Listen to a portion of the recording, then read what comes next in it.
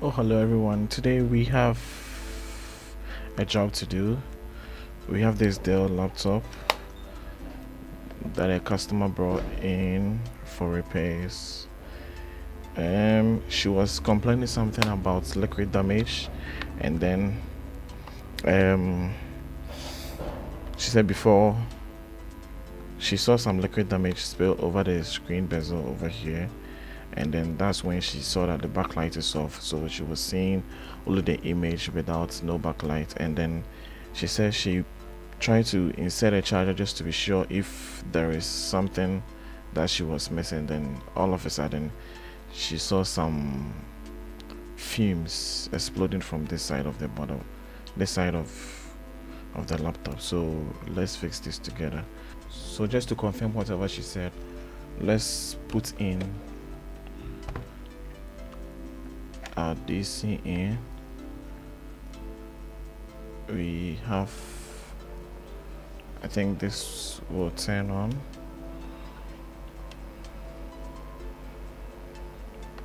And then turn the laptop on. Yeah, I see the keyboard lights.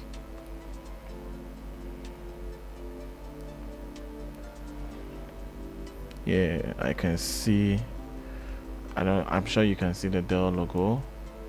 I hope you can see that. Yeah. And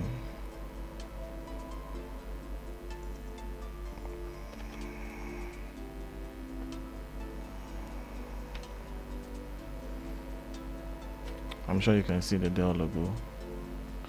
I don't know if you can see, but I can see the Dell logo. So it's saying the AC power adapter wattage and type cannot be determined. Yes, because this is not the correct charger. This is just a DC supply. So what should we check first? I think we have to pull the motherboard. So our bottom cover is out. I think before she mailed in this computer, I asked her to try to disconnect the battery before it gets here, because liquid damage, when there is power in the battery, it's still going to mess a lot of things. So I just advise her to try to find someone so that this battery cable can be disconnected, and then so she did. Well, as you can see some traces of liquid on this sticker of the LCD connector. Okay, so it looks like the liquid really got to this part of the motherboard. So there is a fuse here. So, or should I bring in the microscope? Okay, you can see there are traces of liquid on this paper sticker over here. So, and there is a fuse here. That's like everyone.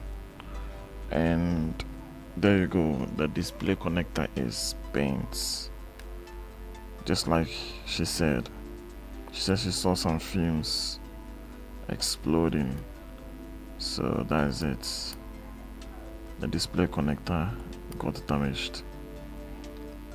So while our battery is disconnected, we can easily pull this out, and then we see the indication of liquid right over here. So we will have to clean it up. So we are cleaning up with some alcohol, and then we're going to clean this part.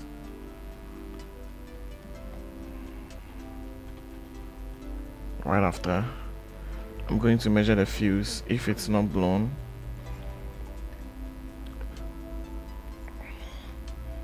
so if the fuse is good, it should measure 0 ohms from A to B, and the fuse is blown. So this is a protection fuse.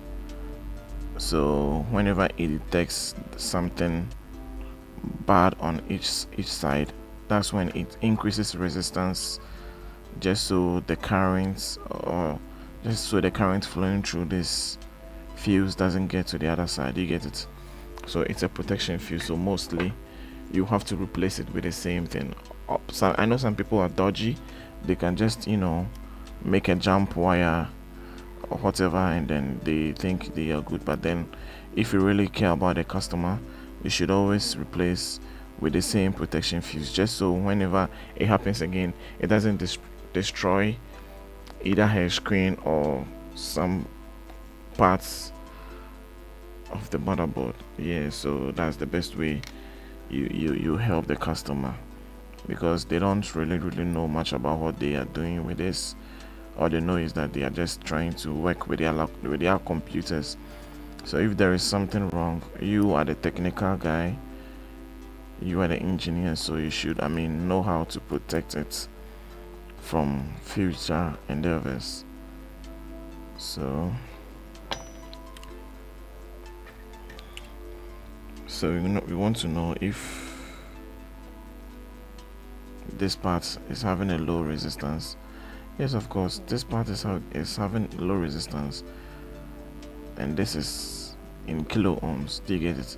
So meaning there's something wrong with this part. These 3 pins connects together, and we are having 7 ohms to ground. So what about pin number 4? What is it? It's OL. So meaning we have to fix this connector. I think it will be best for us to just replace the connector. It's best. So there's how many pins? 1 2 3 4 5 6 7 8 9 10 11 12 13 14 15 16 17 18 21 22 23 24 25 26 27 28 29 30. So there's like 40 pin connector, right? So we will have to replace this. Since you're having low resistance on that side, definitely we have something wrong. So let's put the motherboard to see what's beneath it, and then we can also replace the connector as well. Regardless, this fuse is bad, so we'll have to take this one out. There's a no melt solder.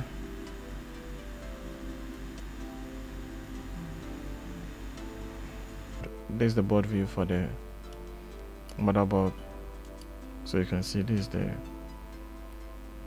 DC bus out. So this is the fuse that got bent, and we are having the shorts here. I just want to be sure if this part leads to other parts of the motherboard, and no, there is nothing, meaning we will have to replace this connector just to release the shorts. Alright, so let's come to the microscope, and then now we are just going to replace this whole connector.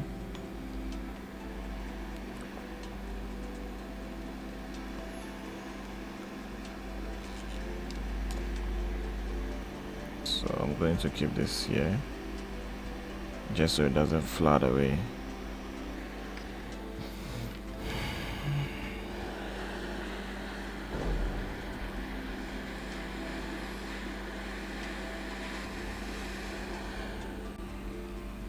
So are we still having low resistance? So that's it. So after we pull this connector, now we are in kilo ohms, so we can replace our fuse back, not with the same one, but and so I have this LCD screen that has the same connector, so I'm going to replace this connector with a bad one. So this is the most important parts. Yep. the rest is junk. So this is what I'm going to do. So I'll be heating from the back.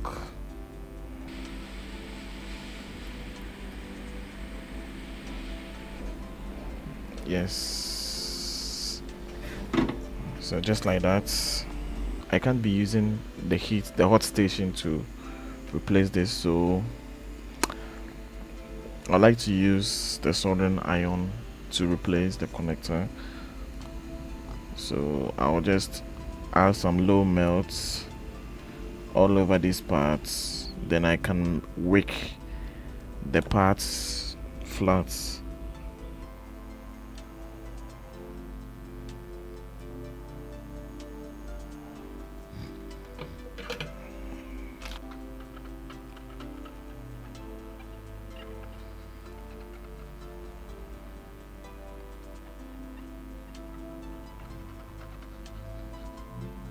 Can you see now?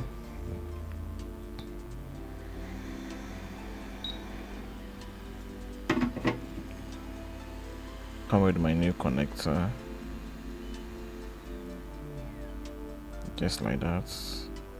And the first thing is to hold these pins together. Then I'll come with this pin. Yeah, because if your iron doesn't, you need about 120 to 150 watts of, soldering iron just to deal with situations like this. Now these ground pins are held together, so there's no way these pins is going to move. So now you can start by soldering the pins independently. So I'll add some flags all over. Then I'll come with this.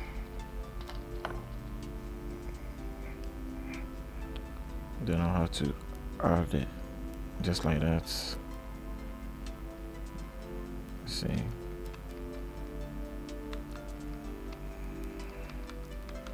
You just need to add more flags just so the pins doesn't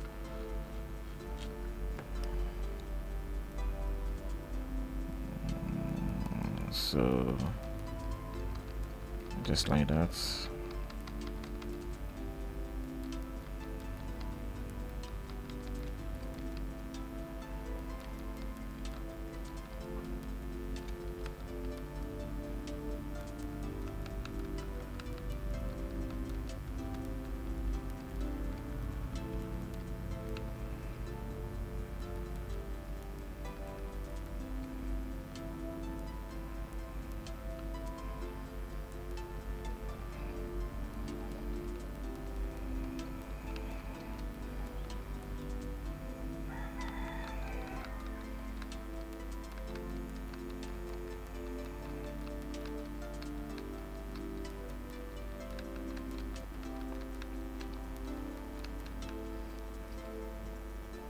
I just need to add more flags because that's going to smoothen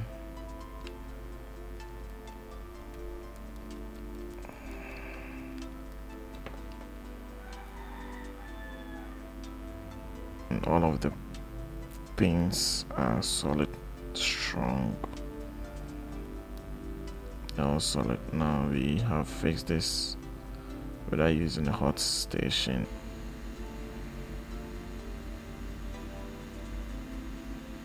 Kilo ohms,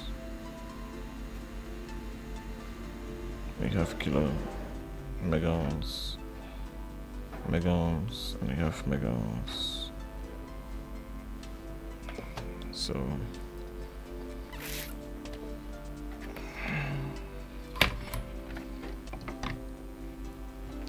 So let's assemble and test.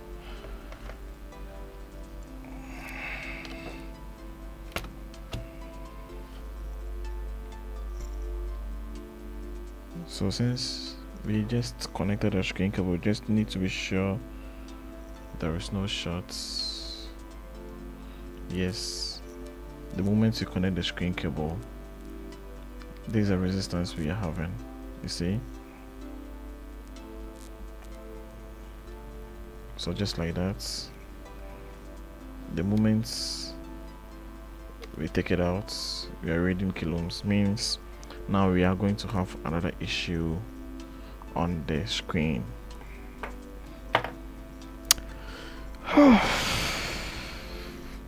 That's a lot of work, man. So now we are done with the motherboard, so I'll just assemble the motherboard. So I scouted for this else EDP cable and I didn't find one, so now we have to go the dodgy way.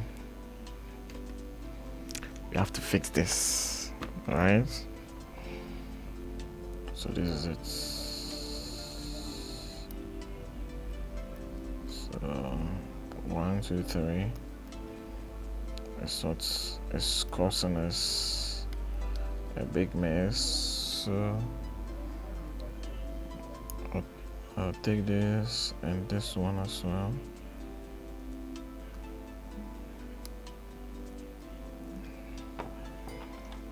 So I'm going to cut here.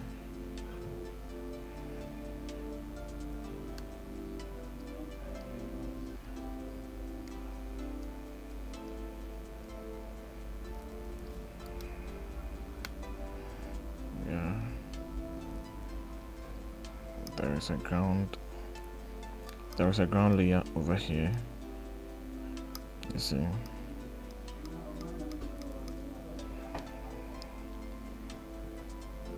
So I'm going to direct 1 2 3 to this one. Okay, do you get what I'm saying? So I'm going to direct 1 2 3, this red and black line, I'm going to join it to the white one. Yes.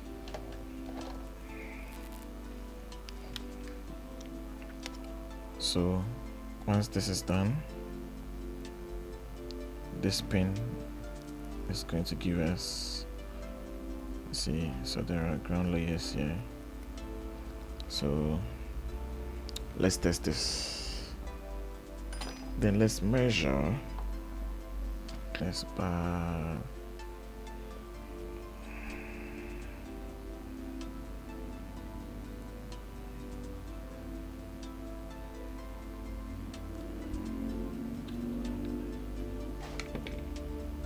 So here,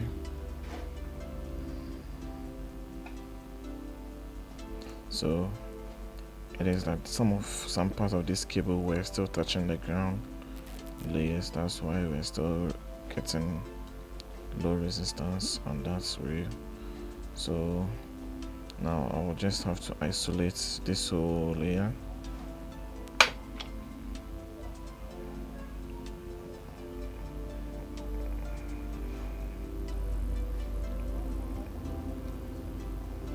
Just like this. Then I'll isolate it. I'll cover it up.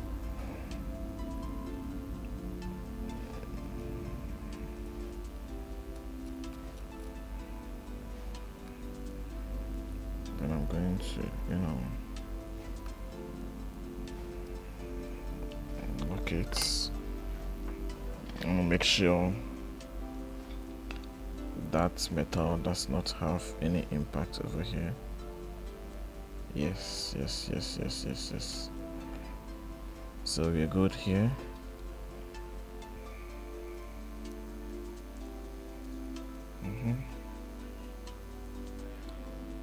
So like I said, I scouted for the screen cable, this part number, and I didn't find one, so I had to do some dodgy repairs. So I had bring in the DC bat out, looking on the schematic, looking on the board view.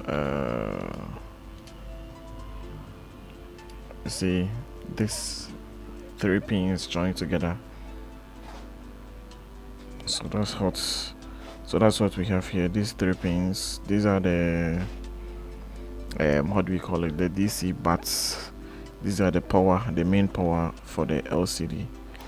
You get it? So I had to bring it out because it looks like this cable, or one of the cable, was joining the ground, so kind of was giving it a low resistance. So I had to bring it out so that I can join it from here to this one, then we can have the backlight coming to the screen. Okay, so I had to use the UV light to, you know, hold it here so that it doesn't pull out. So I'm going to use a very strong solid cable, then I'll hold it, then I'm bringing it here. You get it?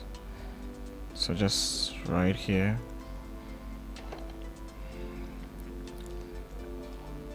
so I'm going to cut it here.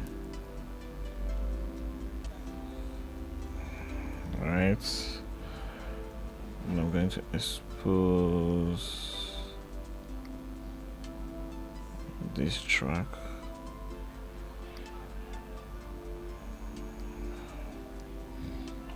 Just like that. I'm going to add more flags here. Then I'm going to hold it with my tweezer. Then I'll bring it here.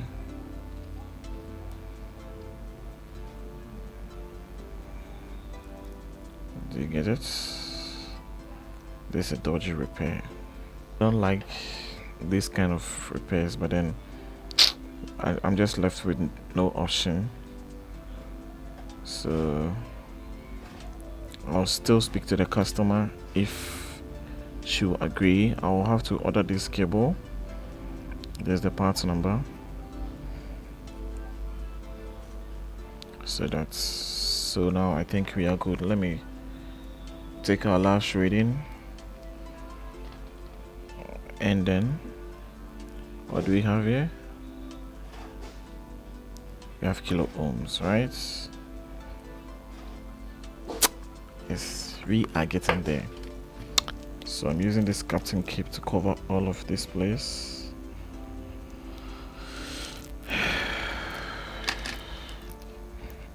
And now I'm going to assemble everything, and then I'll be right back. So I have fully assembled this parts, and then everything is okay. So we just want to be sure. Now it turns on so good. I think the original adapter is about 180. I'm thinking probably the DC supply can't power it up, so I'm going to use the original adapter.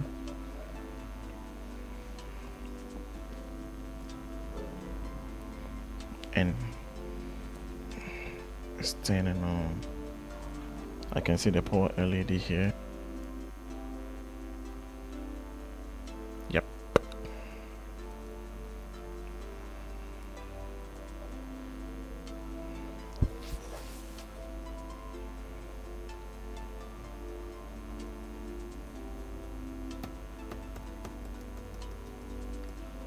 Yep.